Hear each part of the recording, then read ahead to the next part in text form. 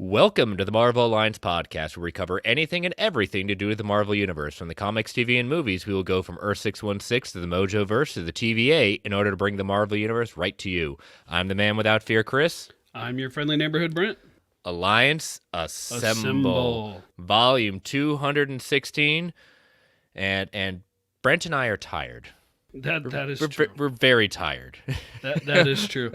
Yeah, but it's for me. This was one of our biggest weeks of the year. We got through it, and I'm not going to say unscathed. You know what? There's always hiccups, but relatively smooth. So I was happy about that. I will admit, as of 25 minutes ago, still doing some work. I brought home a test computer, and I was doing some stuff to it. So I still did. It's still been some long hours, but it was a smooth week, and that's the best I could hope for. Let me just ask you this, because not getting too knee deep in your personal job at that point, how many devices have you handled in the past couple of weeks? I mean, me personally, not a ton. Yeah. David, regular guest, David personally has touched a couple thousand devices probably that has flown through his hands. But we have, he's easily top couple thousand. We have over 20,000 students in our district, and we are a one-to-one school district. And this time of year, we basically have to collect every device. So, well, like you said, it's that time of the year. Me, on the opposite, it was testing week for me, and three days in a row of testing, and we've gotten some really positive results. The school's making some good right turns, and we're seeing those good results. So, fingers crossed it continues doing. So, hence why we're tired, because testing takes a lot out of everyone, especially the kids, yes. when you're doing 3 days in a row. Testing is, oh man, I feel for everybody, the kids, the teachers, the staff, the principal. Testing weeks are so hard. Yep. So, so we're glad to be here, and we actually have a couple of news items to discuss. We've got some thoughts, some excited thoughts, and some that's a choice. So, yeah, that's a choice. We'll get there. That's a choice. So we'll get there at that point. And so let us get all the network plugs out of the way. We are part of the Geek Ultimate Alliance network with 7 shows covering the wide range of geek and nerdom. To see the full schedule, check out the show notes below and subscribe to the Geek Ultimate Alliance network on Twitter at GUA Network, so you know when all the shows drop. We also have a Patreon, so if you want to throw a couple of shekels our way, we've got 2 tiers. We've got our $1 tiers, our tip jar to say, hey, you think we're doing a good job?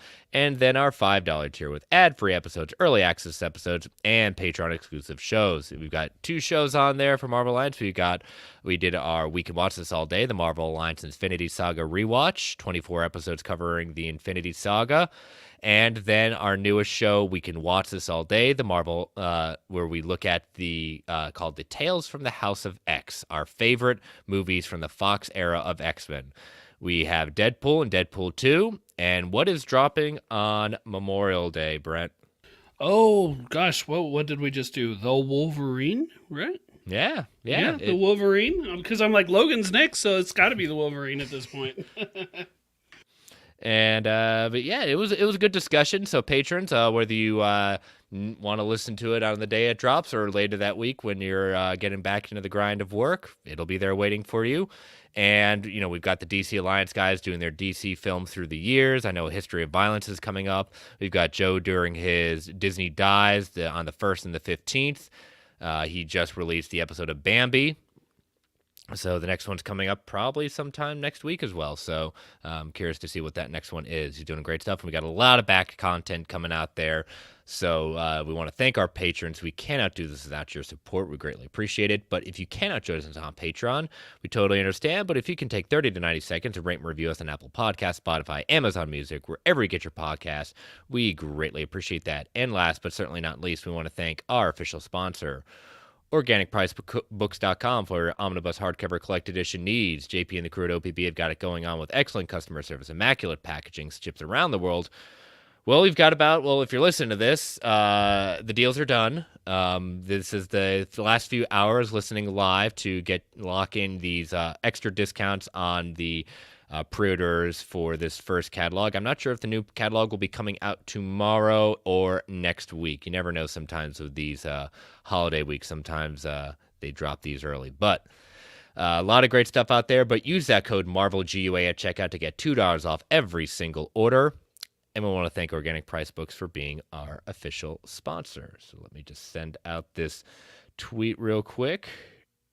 Gotta get that show plug out of the way.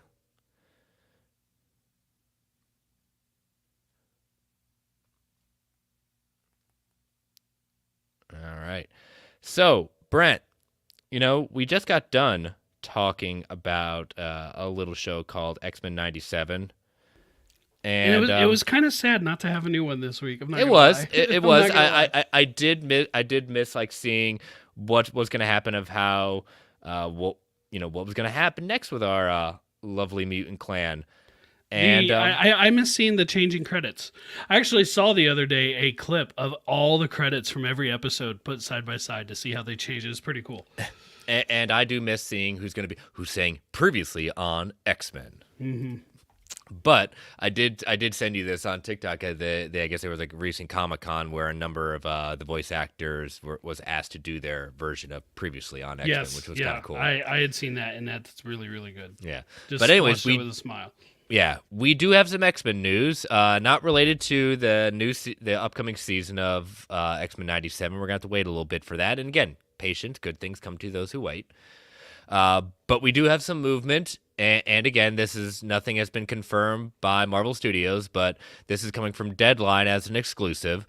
The X-Men movie at Marvel Studios gains momentum as Michael Lesslie comes on as screenwriter. So we had heard some rumblings in the last month plus from C-level scoopers that they were coming to possibly a decision on the first screenwriter for X-Men. And they were taking meetings, pitches like that. We'd seen the names, including Michael Leslie's name, come up at that point. But it looks like he is probably in final talks, if not has been decided, but Marvel's not going to comment. But anyways, so he is the screenwriter for the recently released film last year, Hunger Games: The Ballad of Songbirds and Snakes. He was the screenwriter for that. And Deadline reported last fall that this project became one of the first major writing assignments to open up once the writer's strike had been resolved. Feige and his execs made it clear that there was no rush and have taken their time, meeting with numerous candidates since then. Late last week, the decision was made to go with Lesslie. Lesslie was mentioned by the Insnider newsletter as a finalist. Even as Lesslie was officially boarding, will still be some time before we get the movie in theaters. All that said, the news that Marvel has started development on a live-action project with the X-Men is supposed to excite a lot of us fans who've been waiting to see what the MCU would do with these characters. For those of you who aren't familiar, like I said with Mr. Leslie's work, he did the relaunch of the Hunger Games franchise with the Ballad of Songbirds and Snakes. Next up for him is screenwriter for the Now You See Me franchise for the third one. And that's... It's some of the other things. I'm pulling up his IMDb right now. Also screenwriter for Assassin's Creed. Macbeth.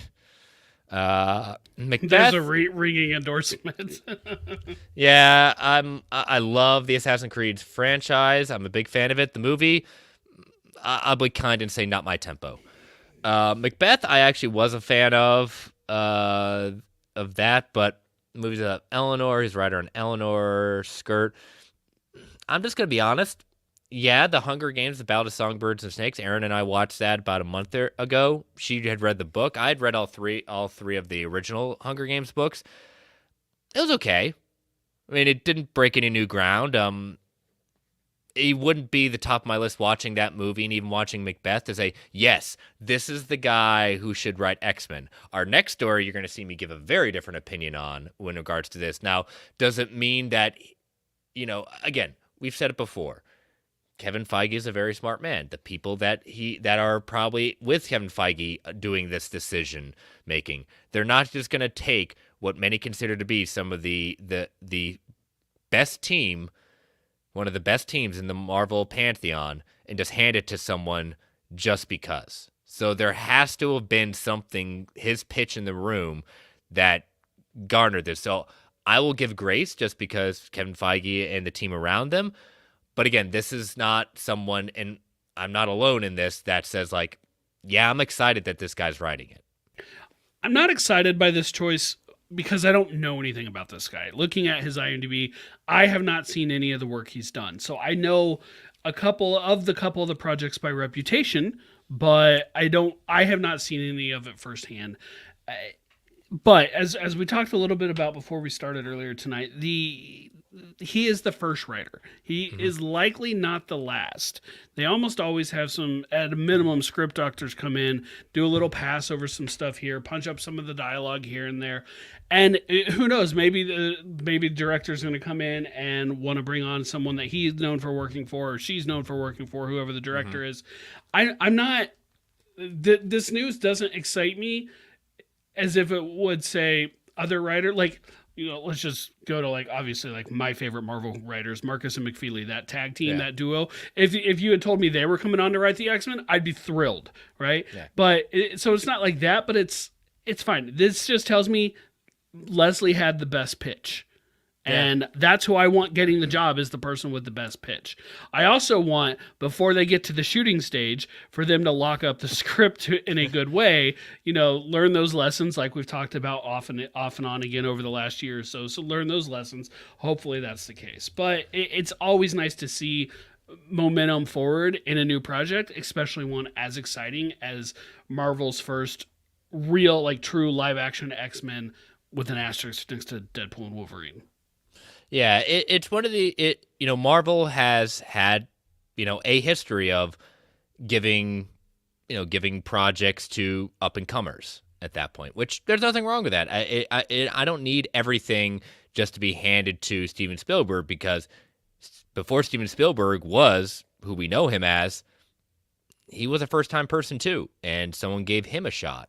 So, it's one of those where we got to give some grace. We've got to see exactly what is, like you said, the pitch being the pitch it is. So again, I will wait to see exactly. But as you said, I agree. His script may not be the one that wins it out in the end. We may get another person to come on and do a punch up when they hire a director, or his script may not make the cut at that point, and we get a whole different. X-Men is probably not happening until after Secret Wars. I'm just gonna say it's probably, so there is time for him to go with a few cracks at it at that point. But and not just that, but he could have the story by credit, but someone else could get the written by credit. Correct. It's two different things. Like he may have that story. Can you explain that? Because some people may not understand that. Basically, the story by credit is like the overall plot, the high-level stuff, not necessarily the specifics.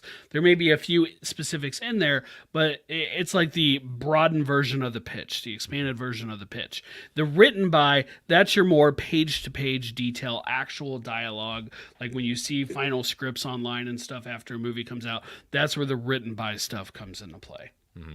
And there's also a big difference between, and you think it's petty, no, but there's lots of money behind this, and the word "and" versus the ampersand. The ampersand. There's a lot of money and a lot of meaning behind the word "and" the ampersand. So. I get it confused. But one of them is a writing team, like Marcus and McFeely. Yes. Another is this writer worked on it, and later this other writer worked on it. Yes, I want to say the ampersand is a writing duo, but I could be mistaken on that. I'd have to confirm it. Yeah, someone will probably grab us in the chat or something like that. But yeah, David in the chat, happy early birthday, David. Saying nothing spectacular, but if he gets the character right, yeah, again, I'm willing to give it a shot. It's just right on the first look. You're going to have to, I'm not going to say prove to me you're bad, because that's not my philosophy. It's just like, I'm going to give you a shot.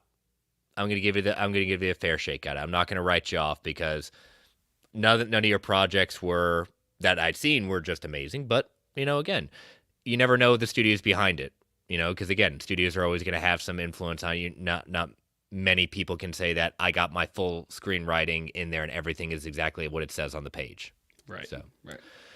But yeah, we'll have to wait and see. That the excitement I have is that we're moving forward. This is the first major step forward in bringing the MCU's interpretation of the X-Men in live action. You know, Absolutely. So Yes. I will take that. So our next story, what I did not see this coming. This came out yesterday, I think, Wednesday. That this is coming from Variety as exclusive. You know, Deadline's got their exclusive. Variety said, "Hey, let's play a war of clickbait." So their title of this: Marvel sets Vision series for 2026 with Paul Bettany, Star Trek Picard executive producer Terry Matalas as showrunner. Marvel Studios has tapped, and again, Marvel Studios did not confirm any of this, so their sources are telling them that has tapped Star Trek Picard executive producer Terry Matalas to resurrect Vision, the synthesized synthezoid played by Paul Bettany, for a new untitled Disney Plus series set for 2026. Variety has exclusively learned. Again, Paul Bettany is expected to return, and Matalas will serve as showrunner. Now, if we remember, after the writer's strike and the whole changeover, Marvel Studios is now actually going to do TV as TV, in the sense of we're going to have a showrunner, we're going to have a show Bible, we're going to do TV the way TV makes sense, which hopefully will correct a number of issues that a lot of these shows have had on Disney Plus. Secret Invasion. Yeah, among others. So, you know, we left off with Vision at the end of WandaVision with basically Snow Vision, as we've called him, or White Vision, where he's, you know, this is not the Vision we know, but the Vision is now back into this body and trying to figure out who he is again. Mm-hmm. Yep. So, the Vision of Theseus. Yep. Marvel brought in Matalas after his work running season 3 of Star Trek Picard, which brought back the cast of Star Trek Next Generation to widespread acclaim, garnering Matalas a WGA award nomination for the 2023 season finale. Greatly impressed the top brass of the studio. Marvel chief Kevin Feige, an avowed Trekkie, even recently appeared with Matalas on a 2-hour episode of Star Trek podcast Inglorious Treksperts. An earlier version of the Vision series has been in development with WandaVision creator Jack Schaefer, but Schaefer's attention turned away toward running a separate WandaVision spin-off, Agatha All Along, with Kathryn Hahn, that is set to premiere in September. With Matalas coming on board, this will be Marvel's first new live-action series, picking in almost two years, representing a significant shift in how the company produces television, as we just went over. So it's all part of the rebranding. Before Picard, Matalas was the creator and showrunner for the sci-fi series 12 Monkeys for Universal Cable Productions, which ran for 3 seasons. He also was executive producer and showrunner of season 4 of the CBS reboot of MacGyver. He has written for Night Flyers, Nikita, Terra Nova, and Star Trek Enterprise. He has also restored multiple Back to the Future DeLoreans, which have appeared in Jay Leno's Garage, Super Bowl commercials, and the Academy Awards. I'm a Trekkie. I'm a self-avowed Trekkie. I love Star Trek. Now, Star Trek Picard, that final season, was an extreme love letter to all of us who were Next Generation fans. What Terry Matalas did with that show and the writing team, the cast, excellent choice. I cannot tell you, as opposed to our earlier story, Terry Matalas absolutely signed me up. I am even more excited for the Vision series, that with him at the helm of it, yes, my expectations are very high for this. Yeah, and I don't know anything about him, so I haven't seen any of the recent Star Trek shows on Paramount, but the reputation of the shows that I've heard from most people I've talked to seems to be like people like the shows for the most part. I saw lots of people praising Picard, and people who I have talked to personally who saw Picard absolutely adored it. So, including yourself. So, this sounds like it's good news. I had asked Paul Bettany if we were going to see the Vision again. You and did? He had confirmed to me, yes, you will, sooner than later, something like that. I'd have to go back. I don't remember exactly what he said. I did not expect to actually get news this quickly, right? Like, it hasn't been that long since that, and so I'm excited for this. I loved WandaVision, and I absolutely want to know what's going on with Snow Vision at this point. So I'm excited for it. I'm glad this show's getting made. No, it is, and like I said, he's big into sci-fi. He's gotten awards. He's been recognized for his work on this. So this is the difference between where we have with our X-Men writer at that point. But again, you don't have to be an award winner. Doesn't mean you're doesn't mean it automatically awards means you're always going to be good. However, it does help when you're trying to get people on board, especially with a show like Vision. You know, us fans want to know what's going on in Vision, but again, it's where we're at right now in the industry. How are you going to get the general audience to care about this show? You know, what do you need to do? What do you need to get them to subscribe to Disney Plus and they get the subs in there for this kind of show? Because again, this is a show that has an Avenger in it, but not necessarily is first on people's list of people they love to see from the Avengers. So, but this is a good start. I'm glad to see it, and we have a year right now, 2026. So we got plenty of time to develop this. So my guess is probably start shooting maybe sometime early next year. Might be, I guess at that point. That feels about right. So, but yeah, so we'll keep on the lookout for that. So that's a lot of fun, and we're gonna end kind of our news segment tonight. Let's talk about Kraven the Hunter, or Kraven the Conservationist, or if you insist. It is interesting news, more just to kind of poke fun at some of the statements that are made, and at that point. Right, so let's do it. Let's do it. So Kraven the Hunter release date moved to December. This was exclusive coming from Collider. So after the disappointing performance of Madam Web in theaters, the next thing in Sony's Spider-Verse of movie characters, they announced that Kraven the Hunter was getting another release date shift, and a lot of people wondered why, and why would it move to December from, I believe it was October? Yes, I think that is right, but it's hard to know for sure because that's one that's had several release dates. Several release dates. So, but I do believe October is the most recent one prior to this switch. Yeah. So during an interview with Collider, Steve Weintraub, to promote his Apple TV Plus series Dark Matter, Kraven producer Matt Talmack addressed the change and explained why Sony ultimately decided to release the movie at Christmas. Talmack told Collider that the date selection was just a matter of strategy. Since moving Kraven away from its former late summer release date meant the movie wouldn't have to fight for its space against other established franchise. With a reduced number of superhero movies being released in 2024, Kraven gets to fill that void in December. He stated, Kraven moved to Christmas because we're excited about it, and Christmas is the best release period there is. When you get people with time to go back to the movies over and over and over again. That was a real reflection on how the studio felt about the movie. We're really excited, but that's a great movie that reflects this feeling about this movie. A December release might benefit it. I mean, here are some of the movies that are in the December release. You got Wicked, you got Mufasa the Lion King on either side of the release dates, but since Kraven is aimed at older audiences, the film might get a jump on December's other adult offering, Nosferatu. Sony had stuck with the previous August 30th date. Kraven would have had a hard time with the highly anticipated R-rating reimagining of The Crow. All right, let's look at this statement, Brent. Christmas time, yes. People do sometimes go to the movies. Sure, and use that time to go to the movies. All those kids are out of school and families need something to do. Yeah, why not see Animal Man? I'm sorry, Kraven the Hunter. And let's go see, Kraven the Hunter bite off the ear of a person, spit it at the screen at that point. Let's just, that is the movie that's going to be seeing over and over and over again.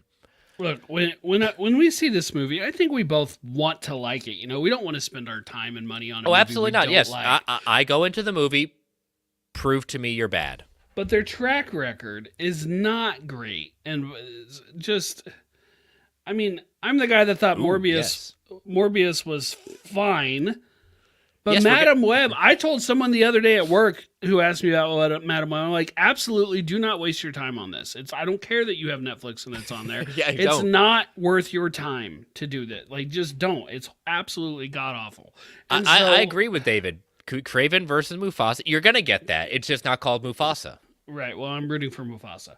But it's just disappointing. What they're doing with these great Spider-Man characters in general is just disappointing. So, but we'll be there. Who knows? Maybe we'll end up really liking it, or maybe we'll at least be able to give it a pass. And But my hopes are not high, and that trailer we got did not do anything for them. So I mean, if they think it's going to work better in December, so be it. I mean, they're not wrong in the sense of the competition wise. It's not. It stars a better chance. But again, this is not the movie I'm going to take my children to. Yes, it's rated R, but I'm also thinking you're also not going to take a lot of people saying over and over and over again, to your point with the track record. Again, you move this to hopefully get a better boost at that point. When was this supposed to be originally released? Oh my gosh, I'd have to look it up. A while back. It's been done for a while, I think. Yeah. And didn't this flip movies with something else?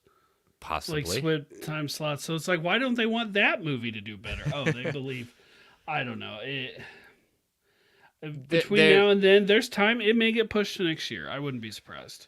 Yeah, Dump it off in January or February when people where the rest of the horror movies go at that point, So yes, again, as you'd say, we're not too excited about this, but I think the statement that the the producer made was slightly ridiculous at that point. It ended up getting more. Really, that's the reason. Just say you wanted it to get a better chance of box office. I'd believe that sooner instead of families getting to go see Kraven more than once. I mean, it's been a poor box office year overall, so for movies in general. So maybe they're just trying to get that Kraven boost, that Kraven cash to finish strong. I mean, yeah, and I mean, speaking of box office, I mean, Deadpool and Wolverine, they put out their tickets. Brent and I have gotten our tickets for the Thursday night showing. Yep. So that had the. It's rather interesting though. Best 2024 pre-sales.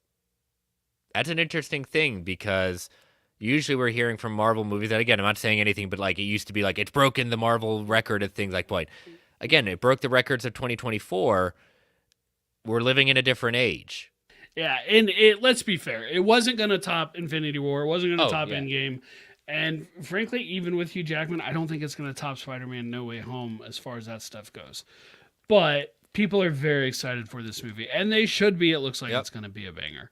It is. I mean, you're already seeing their ads in movies telling people to keep their cell phones off.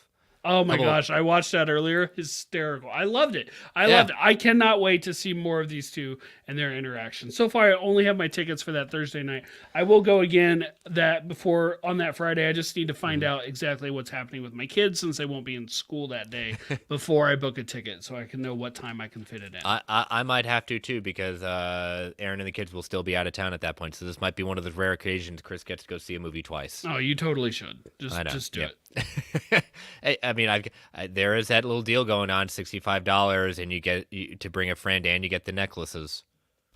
I don't think I saw that. Oh, I'll have to send you that. Scott sent me that the other day. So yeah, go ahead and send me that. Yep. So that is all the news for this week. At that point, a few little quick hits at that point, but some stuff to chew on to witness what's going on in the future. So we're gonna take probably our only ad break for this episode. But as always, listeners, these ads help keep the lights on the Geek Ultimate Alliance Network. We don't get to choose what ads come on, and they can be a bit loud, so give it that 3 count before they come on. 3, 2, 1. We'll be right back. And we are back. All right. So as always, Brent, you put out the Spidey signal. Questions were sent in. So what you got? First up from David. Given that my birthday is tomorrow, will Chris finally admit that Cyclops was right? I would say, I know you're watching, David, so come close. Come close. Not too close now. And you're listening to this. Come closer. Never. Ever will that happen. I'm sorry. Your birthday gift is denied at that point. I still love you. But no. Sorry. Cyclops is still wrong. You're welcome. Was right. All right. So next up from Andrew. David in the chat. Worst birthday ever. From Andrew. Does Spider-Man's cameo in X-Men 97 mean a spinoff is in the works? We've talked about that, and I think if Friendly Neighborhood, or is it called Friendly? Yeah, Friendly Neighborhood Spider-Man, formerly Spider-Man freshman year, wasn't a thing, there would be a chance. I think Winterbaum's gone on the record that I think he kind of said to some extent, never say never. Right now, the animated world that X-Men 97 exists in, they're building that world within the show. And if it continues doing well, there is a possibility of others. But right now, X-Men 97 is what that world will build from. So I am not looking forward to people trashing Friendly Neighborhood Spider-Man. I can't trash it. I haven't seen it. Because they want Spider-Man the Animated Series revival. And don't get me wrong, I would love that too. Mm-hmm. But I'm curious to see what they're going to do with this. And I would be happy with Spider-Man from the animated series showing up with a speaking part in X-Men and still giving us this other show. Like, to me, that'd be the best of both worlds. Yeah, I mean, it would be good, but it's not because the audience can't understand that there are two Spider-Man shows and they're all different, but that's a kind of branding where I don't think Marvel wants to try to test. And I don't think they've ever done it, unless I'm mistaken. Not counting like a kid show like Spidey and His Amazing Friends or whatever, but when like Avengers Earth Mightiest Heroes came out, it got canned before they started Avengers Assembled. When I think it was Spectacular Spider-Man was going on, it got canned before Ultimate Spider-Man came out. How many seasons? I know. Did Earth Mightiest? Did it make it to 3? I would have to confirm. Okay. I want to get not more than 3 though. Yeah, I'm getting ready to. I want to start watching that with my kids because I've been way doing for a long rewatch of this. Speaking of rewatches, check out the Animation Nation. Travis is doing that as his reviews lately, so check that out. There you go. So, but yeah, we both want it, but for right now, as long as Friendly Neighborhood Spider-Man is a thing, we will not see a Spider-Man relaunch of Spider-Man 98, 97, whatever we want to call it. Yeah, I don't think that's not anytime soon. Let's put it that way. Him appearing in X-Men 97. Fingers crossed. Fingers crossed. All right, from Phil. If any of the other Avengers or Marvel characters would get a video game based on them produced by Insomniac, who would you like to see? I'd be satisfied with Doctor Strange, especially after playing Ratchet and Clank Rifts Apart. I know he said Avenger.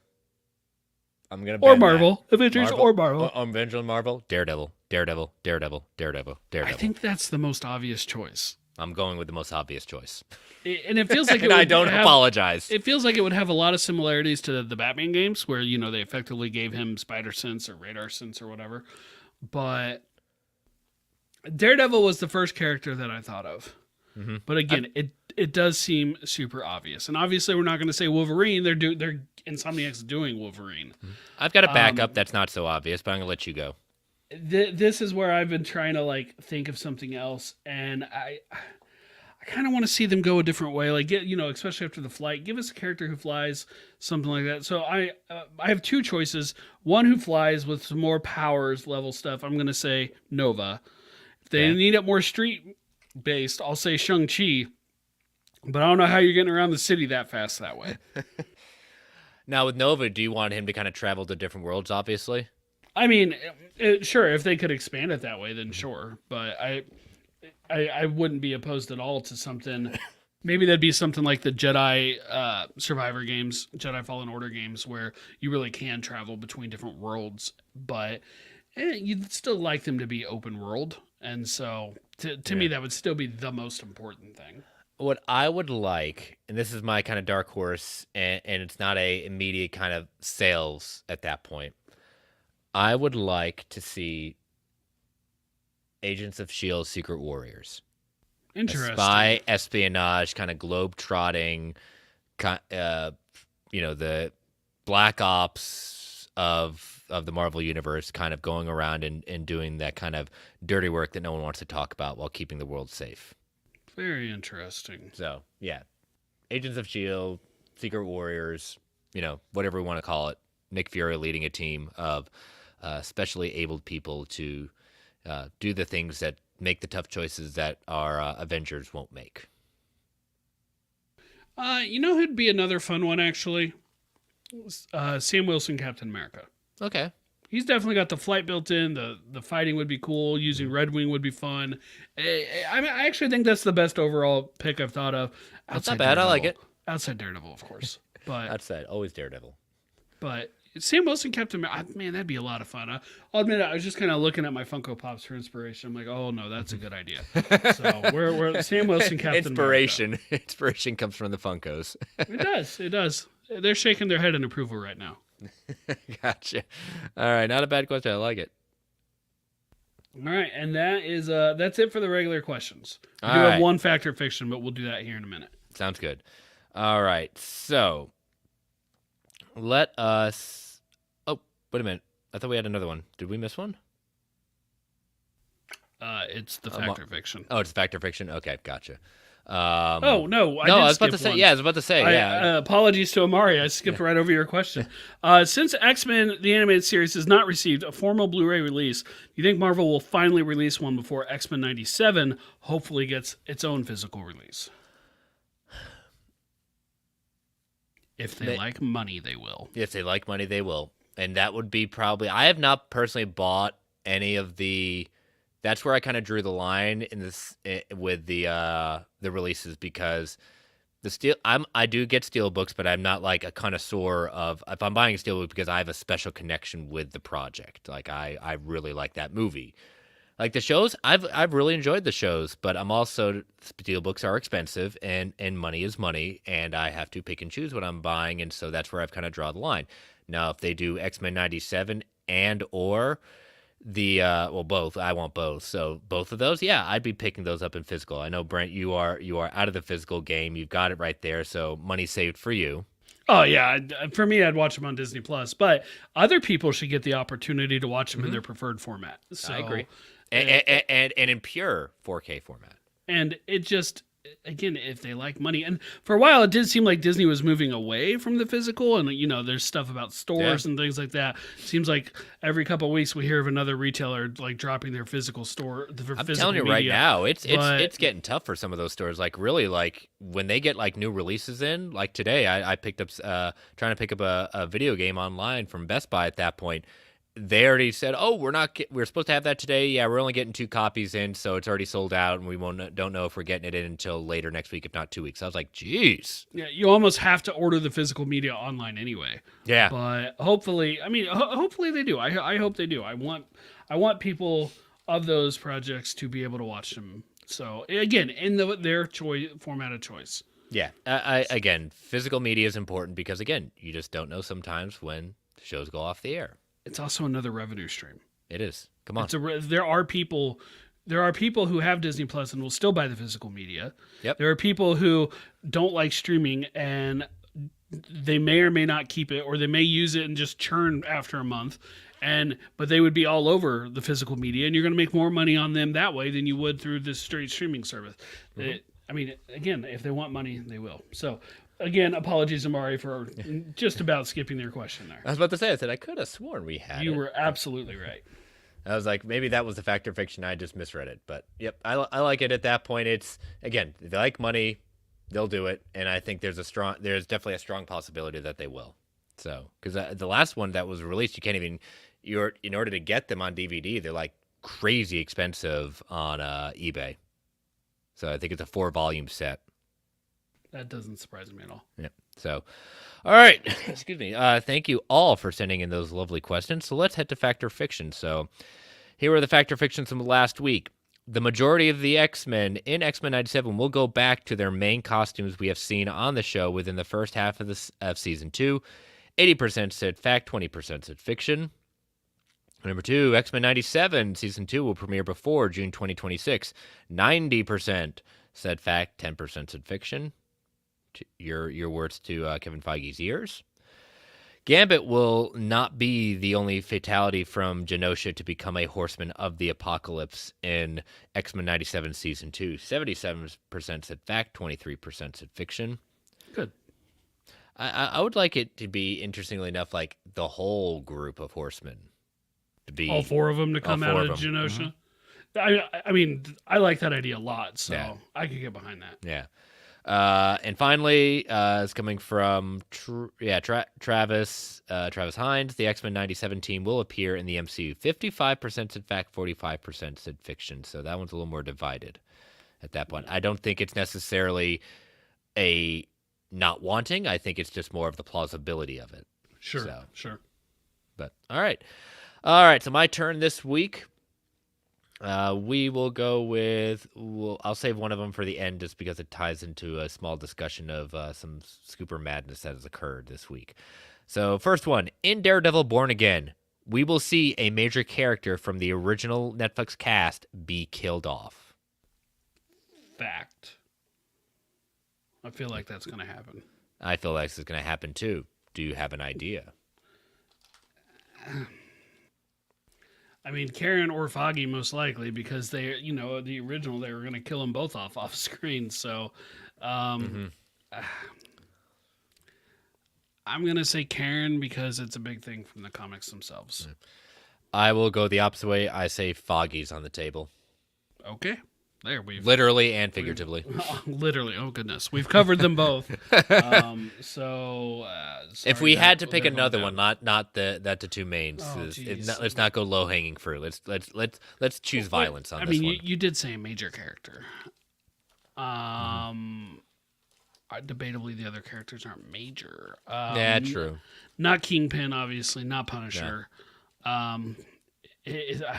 At some point, I saw like a I wouldn't call this guy major. I saw a rumor that Brett Mahoney, Sergeant Mahoney, Detective Mahoney, whatever his title is, Mahoney was going to be in it. And so, if that's true, maybe I could see him going. Yeah. Rumors have it Bullseye has been recast not recast, but is in the show. I could see Bullseye biting it for sure. Yeah. Yep. So I didn't say good guy. I just said part of the cast. You did. So, all right, next one. Besides Punisher, another member of the Defenders team will appear in Daredevil: Born Again. Fact. Probably okay. Jessica. Yep, I will also say Jessica as well. I think the hope and want is like we're all like clamoring for like every time we thought, we heard she's gonna appear. I go, not there. Oh, Daredevil. Darn it, not there either. Especially with the supposed end credit scene, what it was supposed to be. Yeah. You know. But Jessica's the most likely. Yeah. So, all right, the last one. Taylor Swift will not play Dazzler in Deadpool and Wolverine. Okay, this is about the rumor of her being the. Yeah, talk about that. What's the character's name? The blonde bombshell or something like that? Something to that extent. So the rumor is basically a 6-issue. Well, I say issue. A Disney Plus series. Mm-hmm. Everyone seems to forget. When would this thing have time to shoot? When would it have time to air? She's on the Eras tour till sometime in 2025. Year. Like, they don't have time for this thing. Certainly not anytime soon. And don't get me wrong, I know she's like one of the hardest working people in show business, but I read this and I'm like, the Dazzler cameo, you could do that within a day, right? You could do that in a day. Filming an entire series where you are the lead, I don't know. Like that feels like an awfully big time commitment to somebody who's as busy as she is. Would I be interested in the project? Curiosity. Like I'm aware of the character, but that's as far as my knowledge of her goes. Yeah. And here's my strike against it. I'm not saying, I think this was coming from Daniel RPK, if I'm not mistaken. Yes, like with everything, I wouldn't say he's necessarily a totally broken clock scooper, being, right twice a day. He did get the Pedro Pascal thing, but I still rank him as C-level scooper, especially when, like this evening, as Mr. Snell had dropped in a chat, a series of things he drops. It's becoming like we're going to throw everything at the dartboard, and if one or two things stick, then, yeah, I'm a winner. That's been my problem with him for the last couple months, is he is just throwing everything out there. So, yes, even if you throw enough at the thing, something's bound to stick. But here's my pushback against the character, the blonde bombshell at that point. It's not necessarily just about, even though your point is correct, that she's done some acting work, and unfortunately it's been not in the best projects necessarily to do it. I'd fire her acting agent because most of the parts that she has done has not ended up well. I do think she has the great capability to be a good actress, but her first love is music. She, for crying out loud, the woman put out 2 new albums during this tour, so she's definitely, like you said, hardworking, can totally Didn't figure she it out. direct a movie recently too?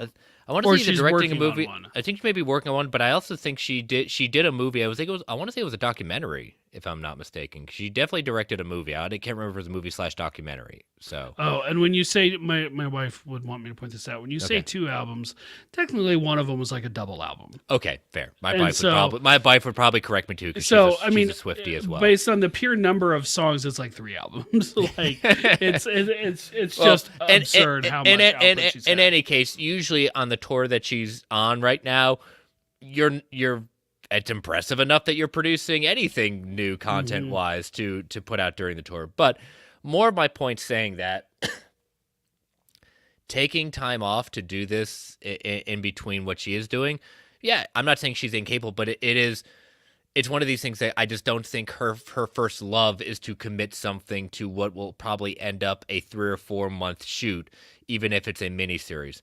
My bigger strike against this has really less to do with that, to more of, if I'm not mistaken, pretty confident that Bob Iger has said on a number of occasions they're going to lean back into more of the established properties that they know will make money and know will draw viewers. Not saying they're not going to do newer characters. That's not what necessarily he's saying, but they're going to lean into more of proven properties, proven characters, whether they've been introduced or not introduced yet, based on the sales numbers of the comics and the demand at that point. But the blonde bombshell It's not that. That is not a GA recognizable thing at all. I had to even look it up. That was something I was even unfamiliar, and I consider myself a big into Marvel deep cuts. That's a deep cut I didn't even know about. And sure, Taylor Swift is a huge draw. Yes. She is a massive draw. People will watch just for her. Will enough of them watch just for her? I don't know. I still think the Dazzler idea would have been perfect. I think the Dazzler idea is perfect, but here are some of my other ideas for it. I said, like, she would not play Dazzler in Deadpool and Wolverine. Doesn't mean she won't. I was be about in to Deadpool. ask you to restate the fact or fiction so Yes. I can make sure I answer. Taylor Swift will not play Dazzler in Deadpool and Wolverine. Doesn't mean that she won't be in Deadpool Wolverine. Here's an idea: the All-American Girl. Okay. You know, Okay. so basically, AKA female Captain America. That could be a good idea. I've seen Emma Frost. My problem with Emma Frost is the same thing. That's a big kind character. Too We don't big. want it too big of a character. Not saying she can't do it, but again, if we're thinking we're only getting Tay for a little bit, then we got to shoot the shot while we got it. Another one would be, hey, I like this. How about this? A female Human Torch. Okay. Yeah. You know? I like that idea. Or here's something crazy. Ready for this? Okay. Taylor Swift plays Taylor Swift. Yeah. So that also wouldn't surprise me. so those were some of my ideas. You got any? I mean, specific characters for her to play, not really. I mean, you could pick if it's a mutant related project, you could pick any random mutant you want who you're not going to do anything with long term.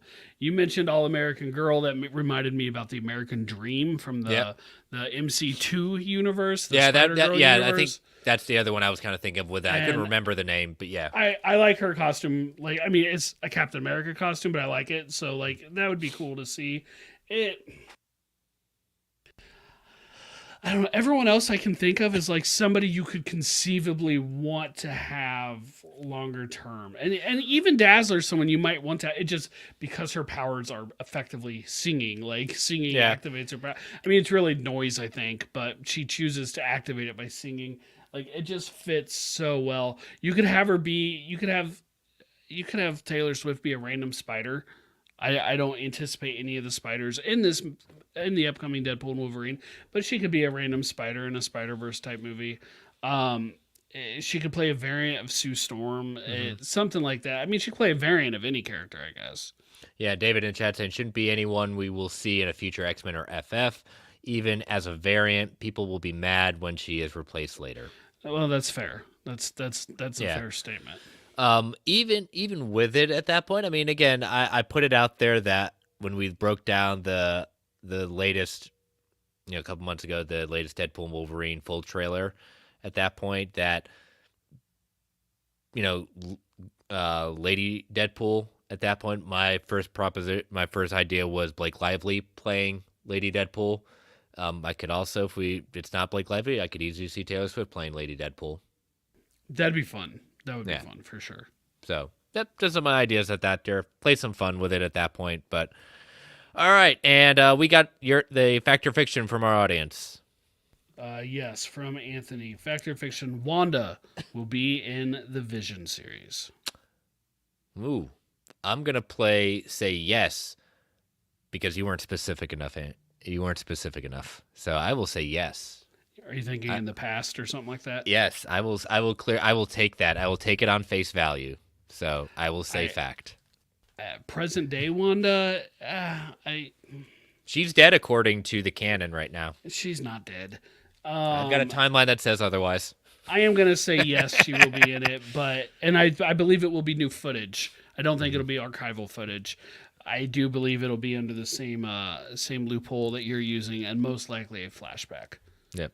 Yeah. So, Chris Evans in the chat saying Wanda is forever, and I truly jokes aside, Anthony. Yes, I do think truthfully that Wanda will be in some way, shape, or form in the series at that point, especially if it's going to be based off of in some way part Tom King's Vision series. Yeah, so. I could see it being somehow a combination of Vision Quest and Tom King's run, and if that happens, somewhere in there, his love for Wanda is going to come up. Yeah, because it'll be good. So, did we ever say our fact or fiction answers on the Taylor Swift one? I said fact. I mean, all right. I'll say fact, but yeah, I'm with you. I just after all that discussion, I wasn't sure if we actually talked. Maybe we didn't say it, but now we're saying it for the record, fact. Okay, for the record, the record fact. Reflect. Taylor Swift will not play Dazzler in Deadpool and Wolverine. So. All right, perfect. All right, so I will post those as always Sunday afternoon, so let your voices be heard. And now let us get into, speaking of Deadpool, the sequel. Deadpool kills the Marvel Universe again. Right out of the gate, I was like, okay, this is not a continuation of the previous series. No, it is not. I did not know if it would be or not. Again, I had never read either of these. It's just a different way to have Deadpool. And I'm almost glad for that because we get to watch him take out a bunch of the same characters again. And that's I know, fun. Yeah. And I have to say, even looking at who he's taking out in New Orleans at that point, I mean, we got Gambit looking a little rough at that point, but Quicksilver's uniform, that's a choice. Yep, that seemed different. I wasn't a big fan of that. That seems like Home Depot Quicksilver. I mean, let's call it what it is. That's like Age of Ultron Quicksilver costume. Yeah. But it was weird. I don't love the shots of Deadpool's eyes underneath his mask. I don't either. I need the white back, but over that aside, I think the art's an interesting choice, and I really like the sequence where he's attacked by the genetically modified anti-uncanny Avengers, and after killing them all quite brutally, he realizes, that's not who that was at all. That was the squad he was with. Yeah, especially you've got MODOK in quite epic form. I love the green mohawk. MODOK is always an interesting character, but he's a bit of a dick. I mean, what did you think about that kind of change in sequence with the art style too? With that kind of, I liked it a lot more when I realized why it changed. That it was a hallucination. Yeah. At first, I didn't know that's what it was, and honestly, it felt like one of those comics, which thankfully I haven't read in a long time that's been this jarring, but there's been comics like this before where they just didn't have time to hit a deadline, so they brought in someone to do fill-in pages, and the fill-in pages, while they continue the same story, they look nothing like the rest of the art, and it's really jarring. And so at first, that's actually what I thought it was. And then I realized what was going on, and I was like, okay, no, that's totally cool. I'm fine with that. Yeah, it's it's one of those where when it happens, we just got done reading Old Man Logan. This is basically their version of Old Man Logan, but with Deadpool. Yep, pretty much. So you get the investigation of this interesting conglomeration of team. You got Jessica Jones, Kate Bishop, Punisher, Cable, Moon Knight, and Misty Knight investigating what's been going on. I think that's a fun team. I'd like to read a comic from their perspective, even just a one shot. Yeah, it's Cable's got an interesting kind of look. I don't think I've seen Cable kind of this not bulked out in every kind of armor piece and gun. You know, he hasn't been Liefeld. No, he's not classic '90s Cable that is so awesome. Yeah. But yeah, we head to the Aegean Sea and all these, lovely gods of of Asgard, and we get some more kind of dream sequences, and Deadpool takes the head of Medusa and starts wrecking havoc that way. And really is able to take out all these other gods that way. Like, credit to Deadpool. That's a solid strategy. Yeah, it is very solid at that point. So looks like Deadpool's made some more enemies. We don't even know what Earth this is on, because this is definitely not 616. No. But I love it in the sense of we've got a person behind the scenes, looks like trying to be manipulating the situation. And who is that? Yeah, we've got primarily the Red Skull, but also the Abomination, Magneto, Doctor Doom. They're all there. And I find myself wondering, and please don't tell me the answer if you've read these before, because again, we haven't. Yep, we haven't. If this is going to end up tying into the other one. Like, are we going to see these two Deadpools meet up? Because the one was hopping through the multiverse at the end of that series. Yeah. So it'll be interesting. But yeah, this is 5 issues, so we got 4 more to go. So, hey, I'm here for it. Yeah. I mean, I enjoyed it, so I'm definitely in. Yeah. So, all right. So, lighter show, but some good news items and good discussions at that point. So, as always, stay tuned for our post-credits discussion later on. And, Brent, tell people how they can follow you. BrentTech Prime everywhere. BrentTech Prime everywhere.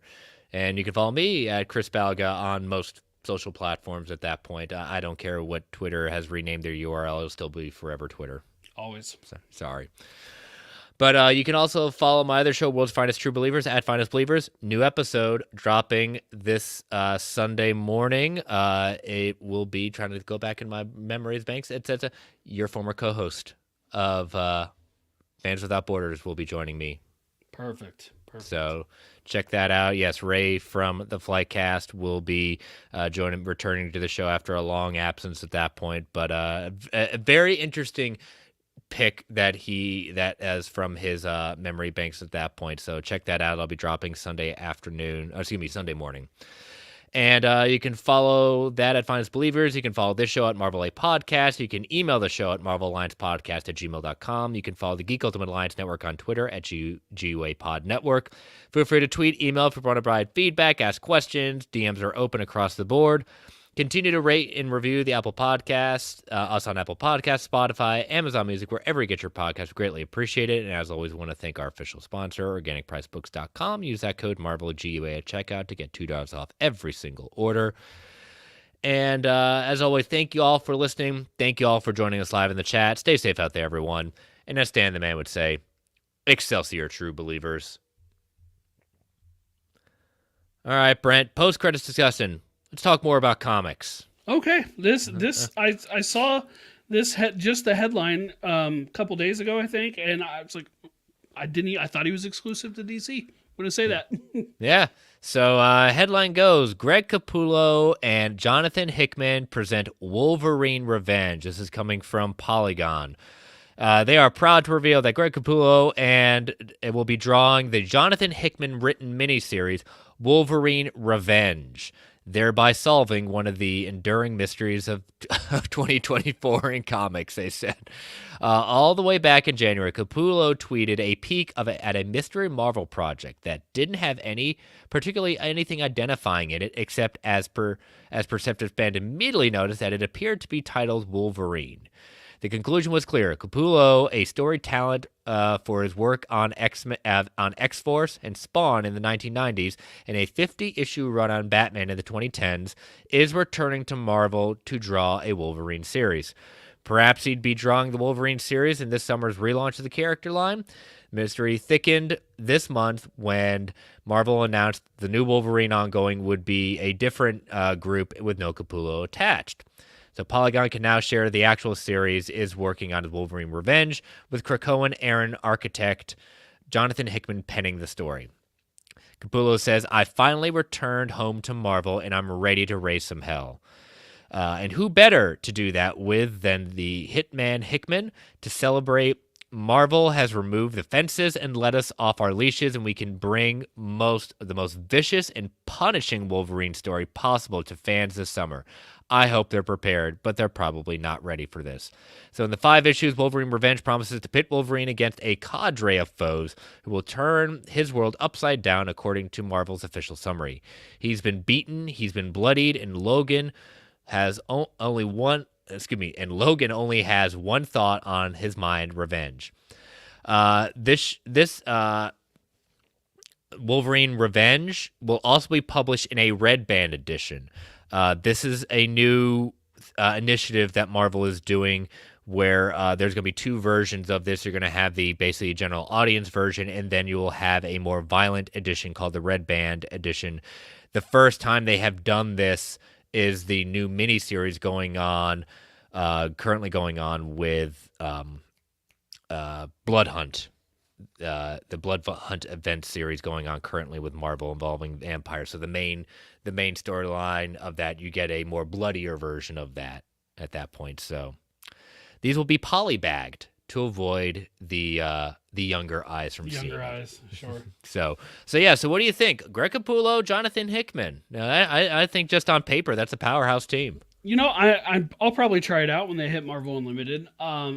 Curious, just an interesting note. This article headline opens with Greg Capullo and Jonathan Hickman. Typically, it's writer and artist, not artist and writer. Yeah. I just think that's cool who they're actually promoting here as the primary draw for it. Of course, there are tons of fans for Hickman, but the other thing is, and I don't mean this to sound shade, but I'm going to say it anyway.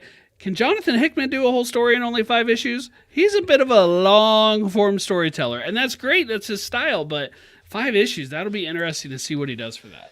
Yeah, I just did a quick look up because Heroes Con is coming up in June, which I'll be attending, and he has been a very frequent guest there, but does not look like he'll be attending this year. He is rather busy. He doesn't live too far away. I believe he lives in South Carolina, so great guest. That's what was going to be if he were coming, I would definitely be asking about this, of what he can talk about with it. But he had said famously to me and my friend Omar is that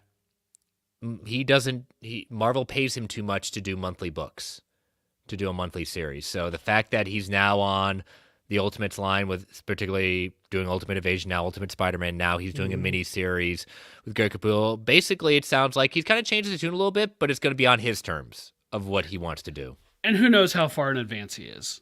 Yeah. He could have all 5 issues written. Oh, I'm sure, yeah. Because, if you want to go back and see Greg Capullo's work, he has drawn, right after basically the Image exodus happened, he jumped on a number of these X books to draw. And so kind of looking at early Greg Capullo, you can kind of see, his style as art has definitely become refined. But man, yeah, Greg Capullo on Wolverine, sign me up. I'm definitely there for that. Yeah, it should be fun. Yeah, so that should be releasing later this summer. So yeah, so we're all excited. Hey, maybe it could be a future comic book club. Certainly possible. So all right, we will see you next week. So stay safe and talk to you later. Bye-bye.